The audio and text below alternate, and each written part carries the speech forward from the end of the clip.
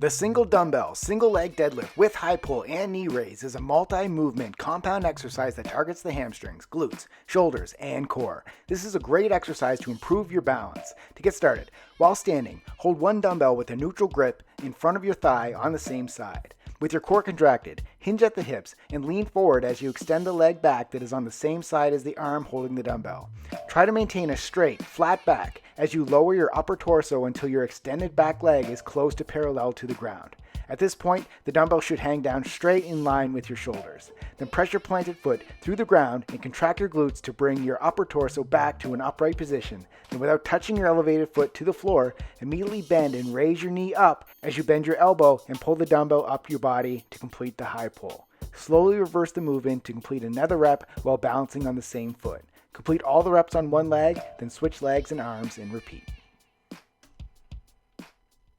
Subscribe for more Live Lean TV daily exercises.